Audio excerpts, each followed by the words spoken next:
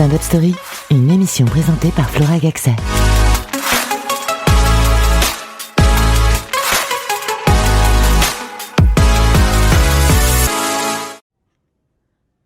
Bonjour, vous écoutez Stand-up Story, l'émission qui vous plonge dans l'univers du stand-up. Et pour ouvrir cette nouvelle saison, j'ai la chance de recevoir un invité exceptionnel qui s'appelle... Austin Power. Mais pourquoi tu dis t'as la chance de me recevoir? C'est une chance de me voir là? Bah ouais, c'est une chance incroyable. D'ailleurs, comment vas-tu? Bah ça va, tranquille, je suis un peu fatigué, mais tout va bien. Et toi, tu vas bien? Oui, merci. En tout cas, merci beaucoup d'avoir accepté cette invitation. Ce qu'il faut dire que Austin Power, en fait, c'est un touche-à-tout. On ne sait même plus ce qu'il fait, parce que c'est un acteur, un réalisateur, un podcasteur, un stand-upper, un auteur, un metteur en scène. J'ai plus de souffle. T'es un véritable couteau suisse. Tu sais faire quoi d'autre? J'essaie de faire aussi des pâtes. Ça, c'est mon petit côté cuisinier, quoi. Avec de la sauce tomate maison? Ouais, exactement. Et si vous voulez, pareil, je sais aussi faire des œufs au plat. Ça, c'est bien, c'est important. Avec ou sans coquille au milieu? Non, des fois, il y a des coquilles, mais c'est bien, ça crée, ça, tu sais, ça croustille, quoi. Le petit côté croustillant. Et d'ailleurs, là, on est ensemble pour parler de ton tout nouveau spectacle qui s'intitule Les Arabes n'ont pas d'humour, point d'interrogation, qui se joue à la Divine Comédie le vendredi 17 octobre à 21h. C'est bien ça? Ah ouais, moi, je croyais que c'était un date, là, que tu me proposais, donc du coup... donc tu veux qu'on parle du spectacle? Ouais, c'est vrai. On joue ce jour-là que t'as dit, là, t'as bien retenu. Même moi, j'avais oublié, donc c'est bien de me le rappeler. Ok. Et comment t'as choisi un peu le nom de ce spectacle? Alors déjà, donc les Arabes, voilà. Donc il faut savoir que c'est bien identifié quand même. Et donc je pense que voilà, c'était simple. Et pourquoi non pas d'humour en fait enfin voilà, je vois qu'il y a beaucoup d'artistes en tout cas et souvent on nous suggère de ne pas être communautaire. Tu vois, on a un côté problème de communauté, trop de communautarisme, etc. Et tout. Et moi je suis pas forcément d'accord et je trouve que il y a du bon aussi dans les communautés. Parce que bah, pour moi, la France, c'est ça, c'est des communautés qui se rencontrent, qui échangent et qui, des fois, on peut passer d'une communauté à l'autre, entre guillemets, tout simplement. Et donc, je trouve que le titre Les Arabes n'ont pas d'humour, c'est pour montrer qu'on a vraiment du second degré. On aime beaucoup l'humour. Et au final, peut-être que l'humour va nous rassembler, peut-être. Bah oui, on espère quand même. Et d'ailleurs, donc vous allez être 4 comédiens à répondre à cette question. Comment ça va se dérouler un peu? Est-ce que c'est un peu comme du stand-up ou c'est quelque chose de plus spontané? Ouais, déjà, l'union fait la France. Du coup, ça veut dire on s'est dit, bon, allez, on se met à 4. Et non, il y a du stand-up, il y a des sketchs. Donc, ça veut dire que c'est un format pareil qu'on voit pas beaucoup. Et de l'imitation. Donc, Tu vas imiter un arabe? exactement, c'est ça. Je vais imiter mon père. Non, je rigole. Non, on a un imitateur professionnel, attention, si tu découvriras si tu viens.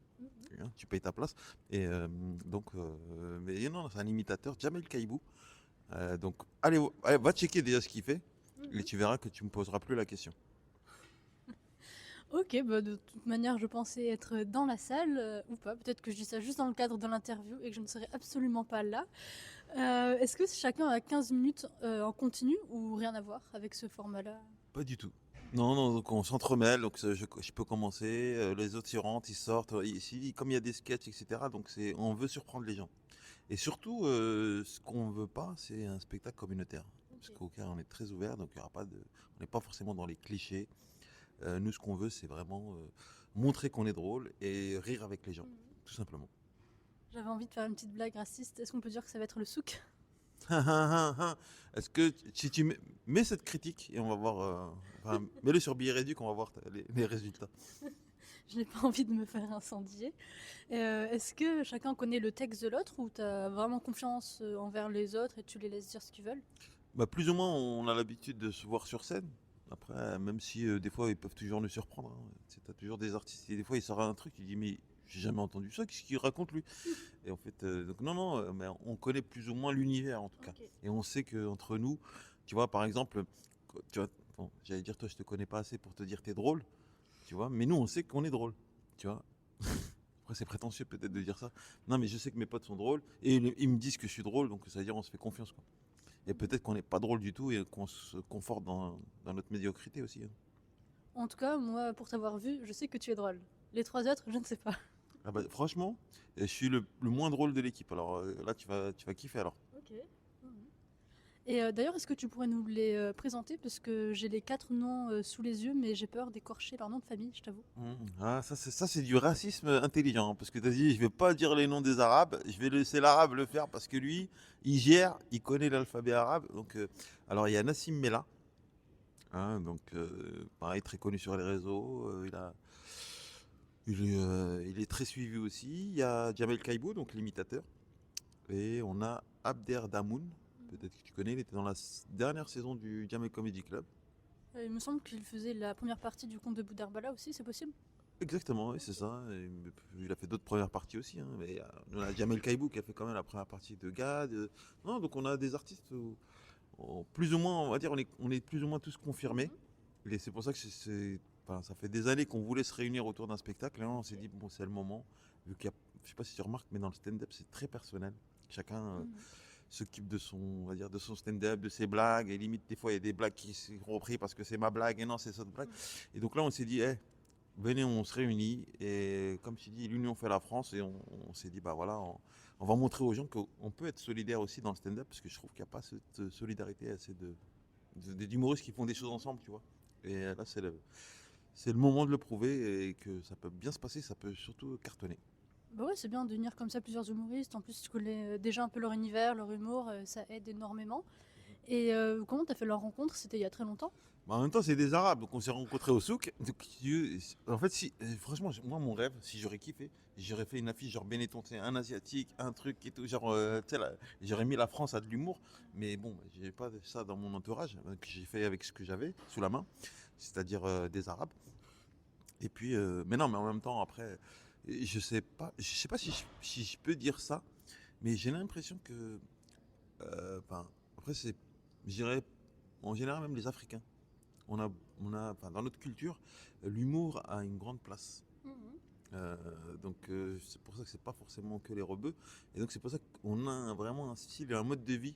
Et je te dis, nous, enfin, gamin, c'est des trucs des fois que peut-être les gens ne vont pas comprendre. Enfin, il y a des choses qu'on a vécues que les gens ne pourraient pas comprendre, mais nous, on trouvait ça tellement drôle. Tu vois, je sais pas, si je peux te donner un exemple, tu vois. Très simple, bah, quand on part au bled, tu vois. Tu es déjà parti en voyage avec ta famille. Oui. Tu vois, t'as jamais mis ton frigo sur le toit pour partir avec ton frigo au bled. Et ben, moi, j'ai déjà vécu ça. Et donc, tu te dis, mais c'est incroyable, tu vois. Tu pars avec ton frigo, les voisins, ils te vannent, etc. Et tout. Donc, il y a des choses qu'on vit et je pense que ouais, c'est dû je sais pas, à la manière peut-être de vivre ou de vivre les choses aussi, tu vois. Parce qu'on arrive à rire de certaines choses, des fois qui sont pas forcément drôles, tu vois. Donc, bah voilà, donc c'est pour ça que je me dis, écoute, je pense que les Africains ont beaucoup, beaucoup de choses à ramener dans l'humour. Et voilà, on sera là, quoi. Ouais, plein de choses à dire, des idées à défendre. D'ailleurs, est-ce que tu pourrais nous donner 3 arguments pour nous donner envie d'aller voir ton spectacle? Ne venez pas. Alors, tu sais pourquoi je dis ça? Tu sais que le cerveau ne comprend pas la négation. C'est-à-dire que ça, c'est un truc humain. Le cerveau ne comprend pas la négation. C'est-à-dire que ça, tu sais, les non, Ça bloque. ça bloque. Et quand tu lui dis non, au contraire, c'est tout ce qu'il veut faire, c'est le faire. Donc, ne venez pas au spectacle, ne venez pas au spectacle, ne réservez pas, s'il vous plaît. Et donc, 3 contre-arguments, ce serait quoi? Ah, des vrais? Maintenant, tu me dis. Bah non, franchement, après, c'est se vanter, mais je pense qu'on a un spectacle unique déjà. Je pense qu'ils n'ont jamais vu ça, déjà dans le milieu des stand-uppers ni des humoristes, tu vois. Donc, on a vraiment une recette, pour moi, qui n'a jamais été vue. Donc, juste par l'originalité, en tout cas, ben, la manière d'occuper le paysage, tu vois, artistique, c'est du stand-up, stand-up, stand-up. On s'est dit, pff, il y en a beaucoup trop. Il y a beaucoup, enfin, je sais pas, enfin, nous, les artistes, en tout cas, on se dit, il y a beaucoup trop de stand-up. Et donc on s'est dit, bah, on veut casser un peu ça. Donc dès qu'il y a du stand-up, et en groupe, c'est encore mieux parce qu'on s'est dit, bon, on part avec un état d'esprit, tu sais, on est tous indépendants. On est un peu comme des rappeurs, tu vois. Chacun a son flow, chacun a son univers. Et puis à la fin, bah, c'est la section d'assaut, tu vois. Par contre, Section d'Assaut n'existe plus, je crois, maintenant, contrairement du coup à toi et ton spectacle. Oui, mais après, chacun a fait une carrière, tu vois, plus ou moins individuelle. Tu vas mettre Gibbs, t'as Lefa, et t'en as d'autres. C'est vrai qu'il y en a qui, après, qui ont fait aucune carrière. Donc, bon, j'espère qu'on n'aura pas la même fin. Mais... Malheureusement, j'ai pas trop de culture au niveau du rap. En tout cas, si on peut appeler ça du rap. Oui, c'est du rap, Section d'Assaut. J'ai pas envie de les clasher non plus. Alors, si tu vas avoir des problèmes, viens, on change de sujet. Viens, on parle des écureuils dans la forêt de Fontainebleau, c'est mieux, hein. Par contre, sur les écureuils, premier degré, je peux aller très loin. J'avais fait un exposé plus jeune. Tu savais que les écureuils gris bouffaient les écureuils roux? Quoi? Genre la caisse d'épargne. Voilà. Ah ouais, J'avais appris ça en CE2. truc de ouf. Donc on peut parler d'écureuils. Ok, ok, bah écoute, hein, je vais intégrer ça dans le spectacle. Volontiers. Et d'ailleurs, avec le nom donc, de ton spectacle, qui Mhm. est, on le rappelle, Les Arabes n'ont pas d'humour, point d'interrogation, est-ce que tu craignais un peu que ça te ferme des portes d'avoir ce nom là? Pas du tout, les portes sont déjà fermées, donc à quoi bon? Non, non, non, quand je dis ça en vrai, non, non, enfin, je sais qu'il y a beaucoup de gens qui disent ouais, le communautarisme, mais nous on veut prouver que c'est pas une mauvaise chose. Mhm. Tu vois, bah, tu vois, regarde la preuve, on grandit par exemple, les gens qui grandissent en banlieue par exemple, ils sont souvent différenciés des Parisiens, parce que tu habites Paris, c'est la capitale, et les banlieusards, donc c'est différent. Mais en vérité, moi je vois pas de différence, pour moi c'est des humains, tu vois, qui vivent des choses. Après oui, tu es en capitale, donc tu peux te la raconter, mais je pense que la vraie nature des choses, c'est pas de mettre de limites ou de mettre des gens dans des cases, tu vois ce que je veux dire. Mhm. Donc on s'est dit, franchement, pourquoi pas quoi. Donc on y va quoi. Il est là. Moi je pense que c'est une volonté, parce que comme je te disais, de vouloir faire autre chose, Mhm. avec proposer autre chose dans le paysage quoi. Ouais, ça, c'est chouette en tout cas. Et Merci. t'as écrit ce spectacle en combien de temps? Ça s'est fait comme ça du jour au Alors, lendemain? dis-toi, j'ai cette idée depuis plus de 4 ans. Donc moi j'ai toujours des trucs que je fais comment dire, avec du retard. J'ai toujours des trucs que j'écris et que je fais toujours quelques années après. Que ce soit même pour enfin, les spectacles, le stand-up, des vannes, il y a des trucs, il y a des vidéos que j'ai fait des fois 2 3 ans après, tu vois, et en fait, ouais, enfin, du moment que l'idée elle part d'un bon sentiment et que c'est drôle, je vois pas, il n'y a pas de. Ouais, mais je veux dire, le temps d'écriture, il t'a fallu beaucoup de temps. Parce que tu disais entre donc l'idée et le fait de passer à l'action, il y a eu un certain nombre d'années, mais là. Mais c'était pas par rapport à enfin, l'action, pourquoi c'est pas enclenché, c'est juste parce qu'on n'a pas trouvé le moment, le temps, chacun était occupé. Et là, on s'est dit, ah, là, il y a un moment, un temps propice, tu vois. Et en même temps, faut dire la vérité, faut être clair qu'aujourd'hui, les musulmans ou les arabes en général, ils n'ont pas forcément une belle image, si on peut parler comme ça. C'est pas mentir, tu vois, mais faut dire la vérité, les musulmans aujourd'hui, comment ils sont vus en France, après, c'est de l'amalgame, tu vois, parce que il y a plus de 6 millions de musulmans, il n'y a pas de problème. Mais il y a une minorité, donc les gens enfin, font l'amalgame et entre guillemets, bon, ça dessert la communauté. Mm. Mais en vrai, ce spectacle, il est pour défendre des choses humaines, du rire, du partage. Et en plus, on est français, donc on est tous français, même si c'est les Arabes, non pas d'humour. Et ben dans le spectacle, je prouve que je suis plus français que les Français. Est-ce que tu pourrais nous donner un exemple? Ben moi, j'ai été déjà à la préfecture pour faire une demande. Toi, t'es né et c'est tout. Moi, j'ai fait une demande, je me suis battu pour être français. Toi, tu t'es battu? Non? C'est vrai qu'on se rend pas du tout compte des galères qu'il peut y avoir derrière. Ah ouais, moi j'avais un dossier à remplir. Ma scolarité, elle a été épluchée donc depuis de la CP jusqu'à mon entrée au lycée, donc avec euh, les mots des proviseurs, etc. pour dire est-ce que j'étais quelqu'un de sociable, en tout cas à qui on pouvait décerner la nationalité française. Donc j'ai été jugé depuis petit. Et donc ouais, c'est un dossier. J'ai à 18 ans, donc j'ai eu la nationalité française. Mais je me suis battu. Et pas toi. Pas faux. Et d'ailleurs, étant donné que vous êtes quatre, est-ce qu'il y a eu des sujets sur lesquels vous n'étiez pas d'accord lors de la création du spectacle, des sujets auxquels il ne fallait pas aller, aborder? Non, pas du tout. Après, on n'est pas trop dans. Enfin, nous, on n'est pas méchants. Tu vois, enfin, si on peut parler, on n'est pas des gens. Dans notre humour, hein, je te parle. Hein, on n'est pas trop. Après, vu qu'on a un imitateur, on s'est dit, on va se permettre certaines choses. Quand je dis certaines choses, c'est peut-être aborder certains sujets avec des voix peut-être célèbres ou pas. Donc, je laisse un peu la surprise, tu vois. Mais peut-être qu'il y aura le président de la République. Mais on dit bien peut-être. Peut-être. Et peut-être que le vrai sera dans le public. Aussi. Ah ben là, je pense qu'il va envoyer quelqu'un, c'est sûr, hein, pour surveiller ce qu'on fait et ce qu'on dit. Hein, parce que là, je pense que même moi, j'aurais envoyé quelqu'un des renseignements généraux pour voir si c'est correct ce spectacle ou pas. Et tu t'inspires un peu de l'actualité? Oui, on s'inspire. Bah, après, nos vies déjà font partie de l'actualité, tu vois, parce que moi, je suis quelqu'un de très empathique, donc ça veut dire ce que je vis en général, je le retranscris enfin, le plus possible, quoi. Donc ce que je vis, donc ça fait partie, enfin, c'est l'instant présent, quoi. Mhm. Et d'ailleurs, tout à l'heure, je regardais ton affiche. Donc, vous êtes tous les quatre et il y a un caniche blanc que tu tiens dans les bras. Est-ce qu'il fait partie du quota? Exactement. Ceci dit, c'est vrai qu'il y a trop d'Arabes là. Il faudrait qu'il y ait quelque chose d'un peu plus rassurant quand même. Et il y avait et le chien. Donc on s'est dit, bon, bah, le chien va faire l'affaire. Et franchement, il a bien joué le jeu. Il nous a acceptés. Donc si le chien nous a acceptés, vous aussi, vous pouvez nous accepter. Le quota de blanc, ça y est. Et en tout cas, ouais, c'est vrai que les gens ils m'ont dit, mais il est très blanc, hein. J'ai dit, ouais, ouais, bah, c'est bien. Au moins, on a un blanc dans l'équipe. Au moins. Il sera là pour le spectacle? Bah, en fait, on y a pensé, tu vois. En tout cas, il pourrait être là, mais je sais pas encore.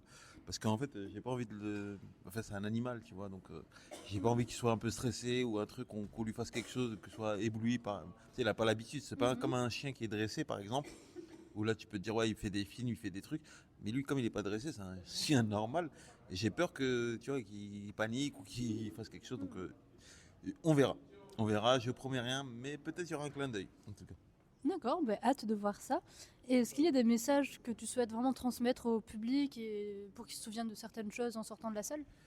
Par rapport au spectacle, ouais, je pense que l'objectif c'est de faire un spectacle intelligent qui, pour moi, qui détruit un peu ces clichés aussi, tu vois, de l'arabe voleur, enfin, de tous les clichés qu'on a sur même d'autres communautés, d'autres trucs et tout. Donc, en vrai, quoi te répondre à part te dire, ouais, on veut faire les choses correctement dans les règles de l'art. Et le seul moyen, bah, pour moi, on va le prouver sur scène, quoi. Donc, let's go. Et ça dure combien de temps au total? 1 heure le spectacle. 1 heure pile poil avec toutes ces choses-là? Bah en fait, limite on s'est réduit. Pourquoi? Parce que bah forcément, tu sais, les spectacles ici à Paris, ben ils te proposent pas des créneaux plus de 60 minutes en général. Donc si tu fais plus, il faut être dans une salle où peut-être il n'y a personne derrière, il faut prendre 2 heures par exemple, peut-être au lieu de. Et ça se fait, et je pense qu'on va y arriver à ce format-là, mais pour l'instant, je voulais faire à petite dose, tu vois, bien fait, bien concentré. Et après, si ça avance avec le temps, là, on pourra se permettre de s'étaler. Mais là, vaut mieux faire un truc concis et bien dit que de faire trop long, peut-être même pour les gens. Je préfère avoir un spectacle d'1 heure bien carré qu'avoir 2 heures et les gens disent ah, au bout d'une demi-heure, après, à un moment, pendant une demi-heure, on s'est ennuyé.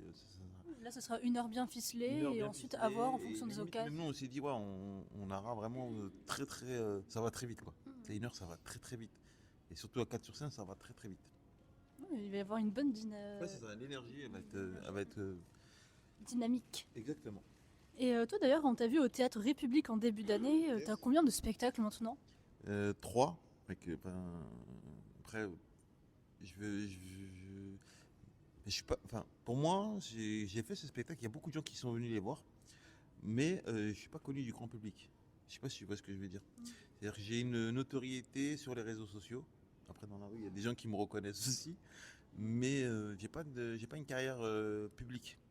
Je sais pas si tu vois ce que je veux dire. C'est-à-dire que le grand public, en vrai, voilà, j'ai encore des gens à convaincre. Tu vois, donc pour moi, j'ai l'impression, c'est comme si j'avais fait limite aucun spectacle parce que j'ai tourné, mais j'ai jamais fait pas, une tournée, tu vois, par exemple, d'un spectacle. Quand un spectacle fonctionne ou il est produit, moi, je me suis toujours autoproduit, tu vois.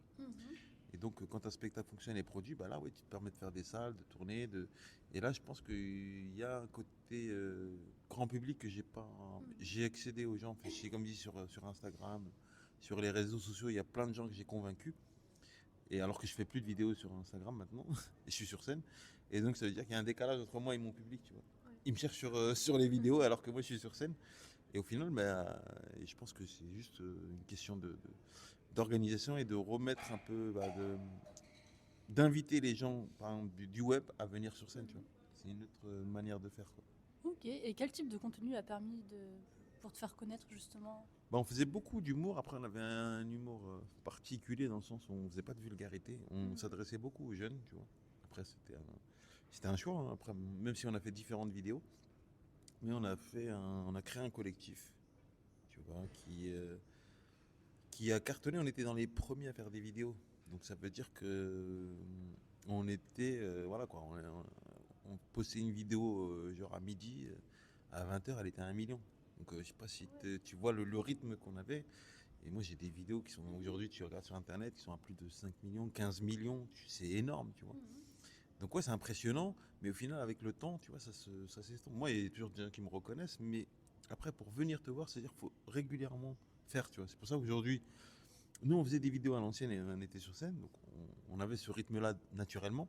Et après, moi, j'ai arrêté les vidéos, etc., parce on a disloqué un peu le groupe, tu vois, comme la section d'assaut. Et je me suis retrouvé, en fait, à monter sur scène, tu vois, et plus faire de vidéos. Et les gens me cherchaient en vidéo. Ils disaient, ah, tu fais plus de vidéos, tu fais plus de vidéos. Je dis, ah, bah, maintenant, il faut me voir sur scène. Du coup, je ramène un peu des gens sur scène et voilà quoi. Donc, c'est une autre manière de gérer. Et j'aime toujours les vidéos, mais je suis moins patient. Maintenant, t'es plus dans les podcasts aussi, peut-être? Bah, en fait, c'est que c'est bizarre, hein, je vais te dire la vérité, j'ai plus envie de faire le guignol. Je sais pas si avant, je pouvais faire des vidéos légères, je m'amuse, trucs et tout. Mais là, j'ai envie de vraiment. On est dans un temps où j'ai envie de parler aux gens sincèrement. C'est sans passer par un personnage ou un sketch. J'ai envie d'être moi-même en fait. Et que les gens me découvrent moi-même. Pas ah ouais, il a joué ça, c'était drôle. Donc, et ça, c'est différent quoi. Voilà. Bah, c'est bien d'évoluer aussi. C'est ça, exactement. T'as vu l'évolution de l'homme les Arabes, ils évoluent différemment, mais t'inquiète, on évolue. Il est devenu mature. Voilà. Ouais. Je mange plus mes crottes de nez. Voilà. C'est pas ce que t'as caché sous la table tout à l'heure? Ah, tu m'as vu? Mince, mince. Oups. Et d'ailleurs, avant la scène, tu étais fonctionnaire. Qu'est-ce qui a été le déclic pour te lancer comme ça dans l'humour? C'est le métier de fonctionnaire. C'est-à-dire que je travaillais, mais je me sentais pas utile. Vraiment. J'étais au travail, tu vois, j'étais fonctionnaire, j'avais un salaire et tout, j'étais au musée de l'homme à Paris, donc j'étais Trocadéro, au Pignon-sur-Rue.